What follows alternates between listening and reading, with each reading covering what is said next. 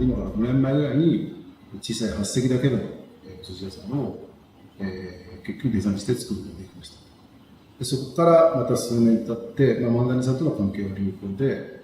今客室、200室ぐらいの客室を今ちょうどモックアップを作っていて、次の時代に向けて、リノベーションするということで、客室のデザインを今、ちょっと手掛けているとされています。で、寿司バーに関しては、たった8席の、カウンター席ということで、プランニングしています。で、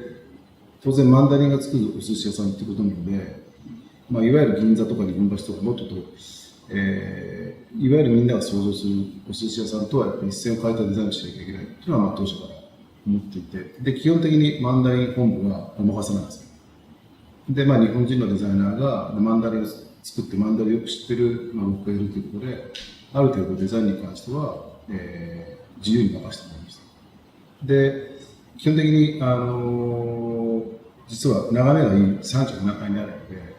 で、ちょうど眼下にはスカイツリーが見えて、ロケーションとしてはすごくいいところなんですけども、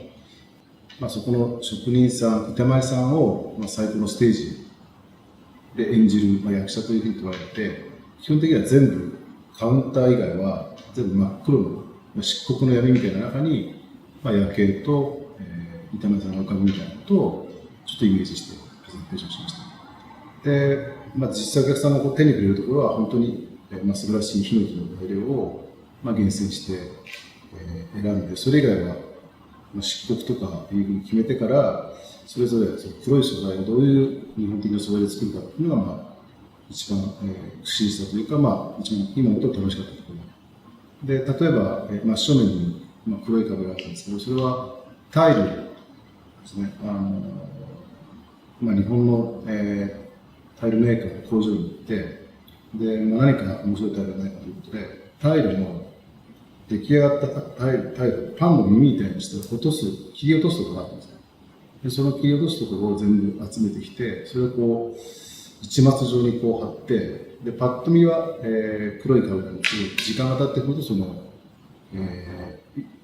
解像度が上がってくるというか、時間が経ってくると、その陰影だったり、そのよく見ていくとその七松の柄が見えてくるみたいな、そんなことをちょっと思って、あとは入り口に実はパーテーションがあるんですけど、そのパーテーションもお客様が入ってくるときにカウンターでパンとお客さんが見えてしまうのが少し野暮だということで、何かスクリーンを作るということで、そのスクリーンも、日本はパーテーションとかスクリーンというのはすごく障子もあるし、格子もあるし、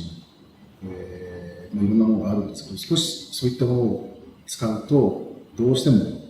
よくありがちなものになるというので、なんとなくそこでオリジナリティを作りたいというふうに、悶々と思っていて、で、たまたま、水墨画を見て、水墨画の、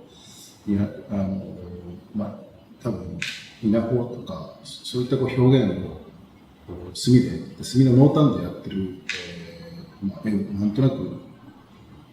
ヒントに、結局、金属のこれぐらいのパーツを全部溶接して、それも職人さんですね、若い金物の職人さんに、2メータースケールぐらいの下からこれぐらいの金属を溶接していって、で、だんだんそれが、密度が下の方が濃くて、上の方に行くと、層になっていくみたいな、スクリーンを、かなり無理して作ってもらって、で、それによって、多分今まで僕もそうだし、誰も見たことないような、透けて手前と奥の気配が感じられるけど、すごく、アート性もあるし、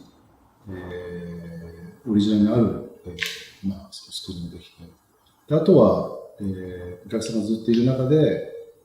気がつくと聞こえてくる少し BGM 的に、つくばいみたいなものを作って、で、水の